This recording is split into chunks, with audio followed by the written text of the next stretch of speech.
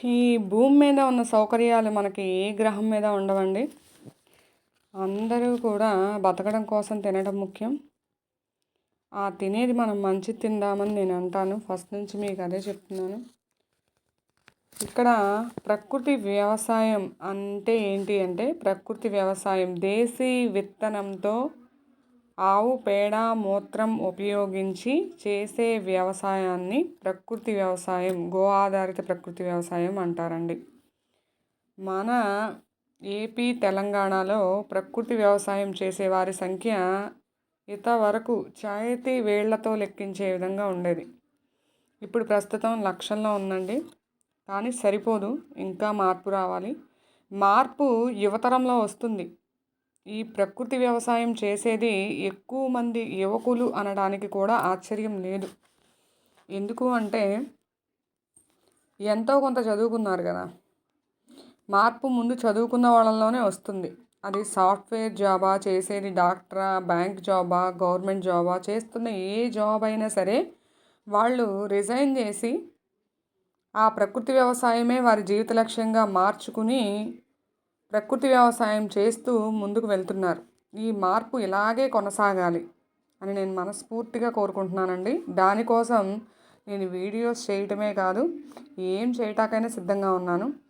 ప్రకృతి వ్యవసాయం గురించి, అలాగే నేను చేసే ప్రకృతి వ్యవసాయం ఏంటి, దానికి సంబంధించిన వీడియోస్ ఏంటి, ఇవన్నీ కూడా నేను ఇలా పెడుతూనే ఉంటాను. అలా పెడటం వల్ల మరి కొంతమందిలో అయినా మార్పు వస్తుందని, మార్పు రావాలి అని నా ప్రయత్నం. ఏ పనైనా ప్రతి ఒక్కటి తెలిసి ఉండాలండి. చేసే జాబ్ మనం వదలనవసరం లేదు. మనం చేసే ప్రకృతి వ్యవసాయం చేయాలి అని మనకి మనసులో సంకల్పించుకుంటే చాలు. మనం వీకెండ్స్లో చేయొచ్చు. ప్రకృతి వ్యవసాయం గురించి మన ఇంట్లో ఫ్యామిలీ మెంబర్స్ని కూడా ఇన్వాల్వ్ చేయాలి. మీకు పెళ్ళైతే మీ పిల్లల్ని, మీ భార్యని కూడా ఇన్వాల్వ్ చేయండి. మీ ఫ్యామిలీ మెంబర్స్ అందరినీ కూడా ఇన్వాల్వ్ చేయండి. ప్రతి ఒక్కరిని కూడా నేచర్ మధ్యలో పెడితే వాళ్ళు నేచర్ని ఆస్వాదించడం మొదలెడతారు. నేచర్కి మనం దగ్గర అవుతుంటే నేచర్ మనకి దగ్గర అవుతుంది. అలాగే మనకి కావాల్సినవి అన్నీ కూడా ఇస్తుందండి. నేచర్లో ఉంటే ఆ ఫీలింగ్ వేరు, అనుభవించిన వాళ్ళకే తెలుస్తుంది.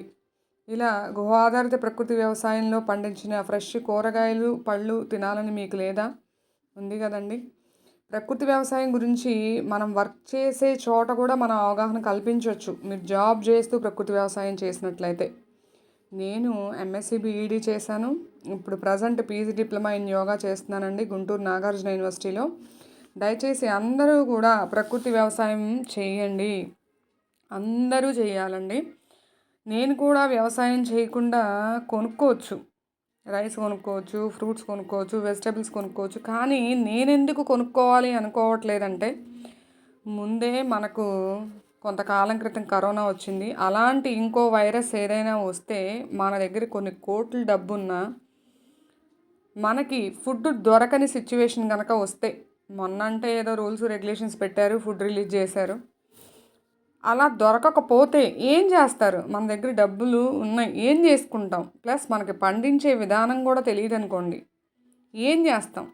ఇప్పుడు భూమి ఆల్రెడీ మొత్తం చాలా వరకు సాయిల్ పెస్టిసైడ్ పరమైపోయింది. ఆ పెస్టిసైడ్ని మనం ఎలా తీస్తాం? ఏ విధంగా చేయాలి? అందుకనే నేను అంటాను, మనిషి అనే వాడికి భగవంతుడు చేతులు కాళ్ళు ఇచ్చింది ప్రతి పని కూడా అలవాటు చేసుకోవాలని. ఎవరి మీద డిపెండ్ అవ్వకుండా అన్ని పనులు నేర్చుకుని వదలండి. నేర్చుకుని వదిలేయండి, నో ప్రాబ్లం. దయచేసి అందరూ ప్రకృతి వ్యవసాయాన్ని ప్రోత్సహించండి.